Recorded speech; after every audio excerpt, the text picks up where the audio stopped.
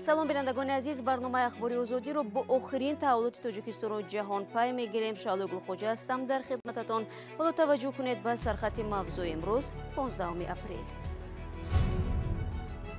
сафари даврии раиси созмони амният ва ҳамкории Аврупо ба душанбе оғоз ёфт. оё анлинде бо мақомоти тоҷик оиди раҳоии иззат амон ҳомии ҳуқуқи шинохта суҳбат мекунад.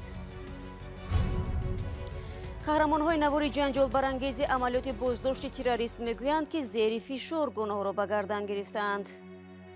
таҳқир карданд, фишор оварданд, мо суханҳоро гуфтем. шавҳари ма бегуноҳ аст. ва сипас дар бораи он хоҳем гуфт, ки маъракаи ваксинзанӣ дар Тоҷикистон чӣ гуна мегузарад. дар вақти ваксина хай камтар мешавад, лекин ҷои хайф нест. анлинде вазири корҳои хориҷии Шветсия ва раиси созмони амнияту ҳамкорӣ дар Аврупо имрӯз ба душанбе омад. қарор аст хонум Линде бо мақомоти баландпояи Тоҷикистон ва ҷомеаи шаҳрвандӣ гуфтугӯ кунад. дар остонаи сафар баъзе аз созмонҳои ҳомии ҳуқуқ дар хориҷи кишвар аз хонум Линде тақозо карданд, ки зимни мулоқоташ бо мақомоти тоҷик масъалаи озод кардани иззат амонро баррасӣ кунад. моло Раҷаб Юсуфӣ ва Барод Юсуфӣ гузориш медиҳанд. سفر رهبری سازمان امنیت و همکاری در اروپا به تاجیکستان از دیدارش با وزیر کارهای خارجی آغاز شد. به اطلاع وزارت کارهای خارجی تاجیکستان، ان لینده و سراج‌الدین محردین همکاری‌های دوجانبه و نیز وضع در افغانستان را مورد بررسی قرار دادند.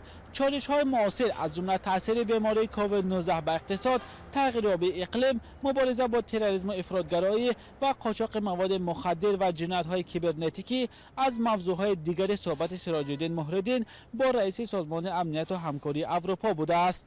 جزئیات بیشتر درباره صحبت وزیر کارهای خارجی تاجیکستان و ان لینده دسترس نیست و معلوم نیست که در این دیدار باز کدام مسئله‌ها بررسی شدند. یک منبع آگاه از سفر گفت ان لینده در ادامه سفرش به تاجیکستان با رئیس جمهور امامعلی رحمان و نمایندگان جامعه شهروندی نیز ملاقات میکند. با ملاقات رهبری سازمان امنیت و همکاری در اروپا 5 نماینده جامعه شهروندی تاجیکستان دعوت شدند. در آستانه سفر رئیس سازمان امنیت و همکاری اروپا به تاجیکستان، کمیته شهروندی نجات گروگانان و محبوسان سیاسی از او دعوت کرده بود که در ملاقات با مقامات تاجیک رهایی فوری عزت امان حامی حقوق شناخته را طلب کند، ولی حالا معلوم نیست که خانم انلندی در دیدارش با وزیر کارهای خارجی و هم در ملاقاتش با رئیس جمهوری تاجیکستان آیا درباره رهایی عزت امان چیزی خواهد گفت یا نه. سفر رهبری سازمان امنیت و همکاری در اروپا به کشورهای آسیای مرکزی 11 اپریل آغاز شده تا 15 اپریل دوام میکند. پیش از این انلندی در بیشکک بود و با پرزیدنت قرقیزستان و دیگر مقامات آن کشور دیدار و ملاقات کرد. سازمان امنیت و همکاری در اروپا یکی از شریکان مهم تاجیکستان بوده. از سال 1994 به این طرف میلیون ها دلار را برای اجرای برنامه‌هایش در تاجیکستان خرج کرده است. مولا رجب یوسفی، برات یوسفی، آزادی دوشنبه.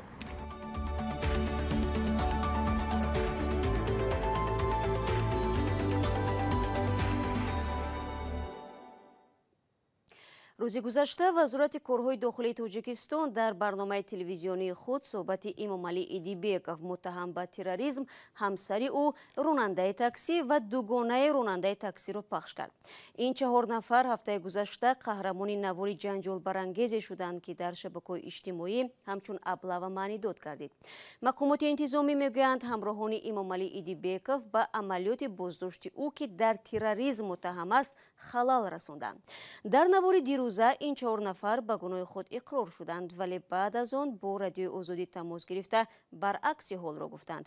ҳамкорам Мирзонабӣ Холиқзод ин мавзӯъро пайгирӣ дорад. хуб, бигӯед ки асли қазия чӣ будааст? шаҳло, ин воқеан як қазияи печида ва пурбаҳс аст. اول اینکه این عملیات بازداشت از طرف کارمندان شعبه کارهای داخلی شاه منصور دوی پایتخت ابله و یا سربازشکار نبوده است، تصدیق خود را یافت و جایی برای بحثش هم نیست. هم کارمندان پلیس و هم شاهدان میگن که این عملیات بازداشت امامعلی ایدیبکوف متهم در زرخریدی بوده است. اما وزارت کارهای داخلی با پخش یک خبرنامه تحت عنوان بازداشت تروریست روز 11 اپریل نوشت که همسر گمانبر شده و تاکسیست و دوگانه او با هم رابطه نزدیک داشتند و در جستجوی رسمی قرار داشتن ایدیبکوف را میدانستند. ولی آنها در خبرنامه گفته می شود دیده و دانسته بر روند بازداشت امام علی ایدیبیکوف که با زرخریدی متهم می شد ممانعت کردند. وزارت کار داخلی یک روز پیش در برنامه تلویزیونی اخباری وکده نواری را پخش کرد که در آن دلبر غنی و همسر امام علی ایدیبیکوف راننده تاکسی دوگانه دیگری دلبر تروریست بودن امام علی ایدیبیکوف و همکاری داشته او با گروه داعش را به نوع تصدیق میکنند. ولی در این نوار میبینیم که هم خودی گمانبر امام علی و هم همسر و دیگران اقرار میشوند. آیا واقعا همین طور است؟ درست، ولی از طرف دیگر یک روز پس از پخش اخبار وکده دلبر غنی و همسر امام علی ایدیبیکوف در یک نوار دیگری ویدیویی که دسترس رادیوی آزادی هم شد میگوید پس از فشارهای پیهم کارمندان پلیس آنها مجبور شدند اعتراف کنند که امام علی با گروه تروریستی همکاری داشته است.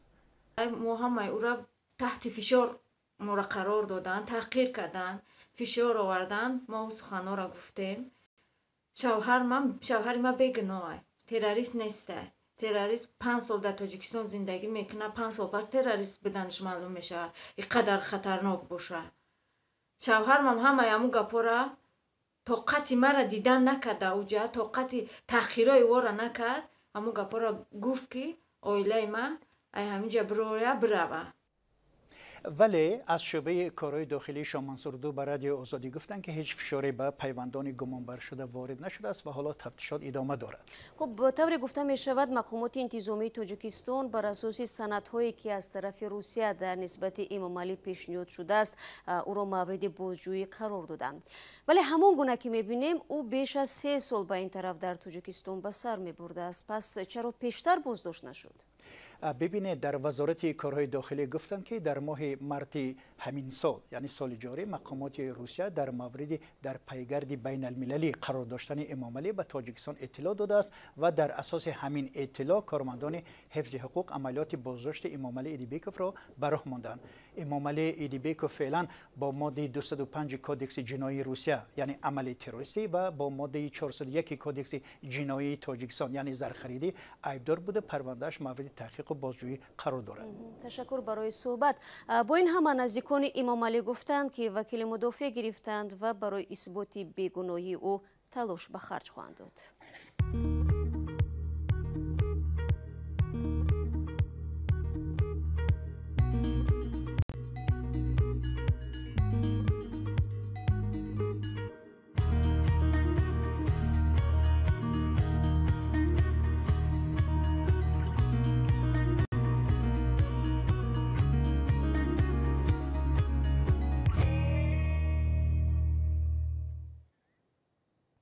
با گذشت 3 هفته از معرکه وکسینگوزارانی بر ضد کووید 19 در تاجیکستان مقامات وزارت تندرستی میگویند تلاش دارند دایره امگیرندگان را وسیع نمایند. بعضی ساکنان امگذرانی را برای خود مهم نمی‌حسابند ولی گروه میگویند خواهش دارند اما آنها را به این معرکه جلب نکردند. علیشیر ظریفی و امرالدین اولیموف درباره آن گزارش می‌دهند که وکسینگوزارانی چگونه پیش می‌رود و کدام عارضه از واکسن استرازینیکا ثبت شده است.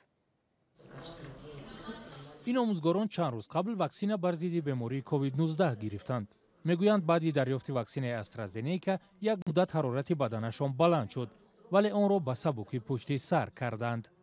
کم حرارت آدم بلند میشد لیکن این جای اکنون گوییم که ترس نیست.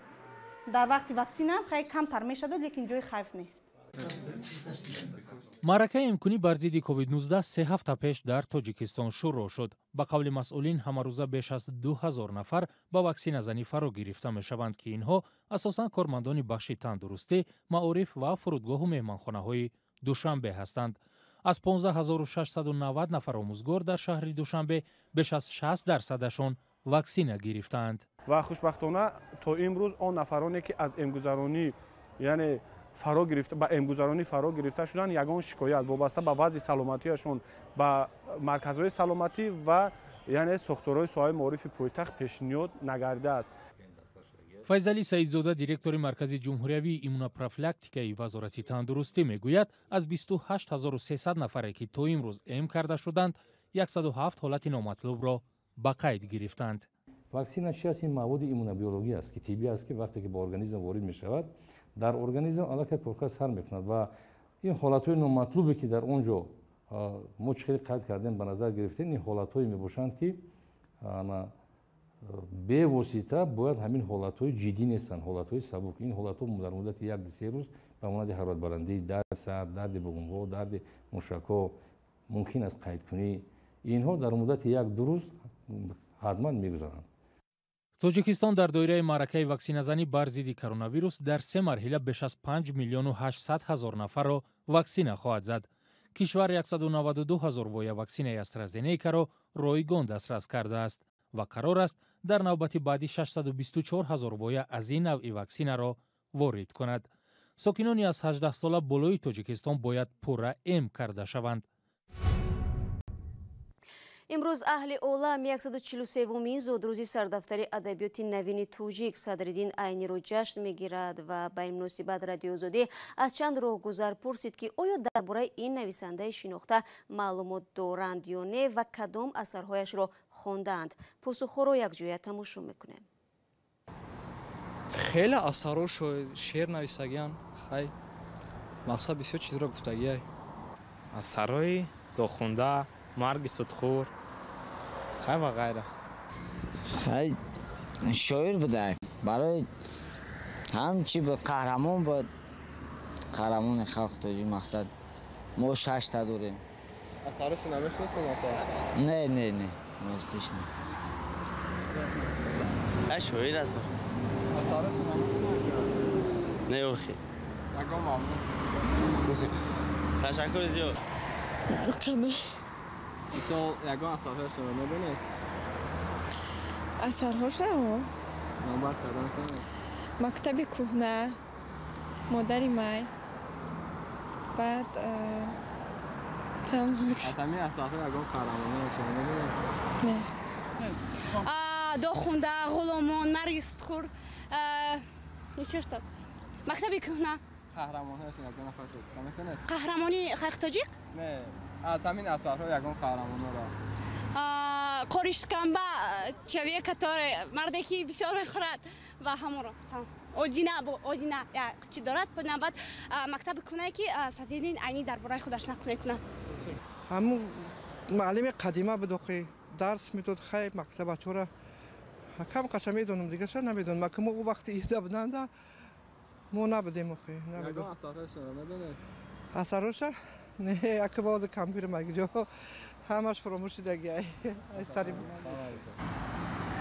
миян шеърашро медонам тамом ҳамира гуфта мекунед биед эй рафиқон дарс хонем ба бекорию нодонӣ намонед ба олам ҳар касе бекор гардад ба чашми аҳли оилам хор гардад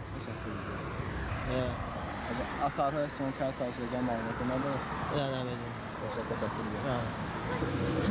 ин дар самарқанд дар бухоро мадрасаи нодирабегима ҳамҷа хондагӣ ҳамҷа вай шуда баъди ҷанг баъд Тоҷикистон омада раиси нависандагони вай адабиёти совети тоҷик шуда кор кардагӣ асари одина дохунда мактаби кӯҳна чанд як асар нависандагӣ ман ҳами хеле телевизор мебинам.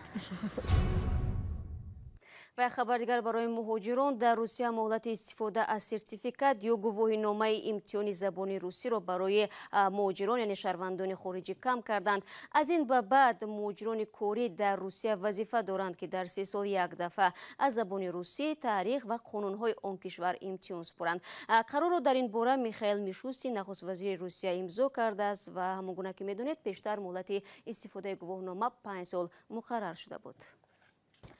бо ин хабар барномаи имрӯзро анҷом медиҳам. ташаккур аз якояки шумо ки то ин лаҳзаҳо моро тамошо кардед. хабару гузоришҳои дигарро дар сомонаи радиои Озодӣ пай бигиред. шуморо фардо бо хабарҳо мунтазирем. худро эҳтиёт кунед ва худо нигаҳдор.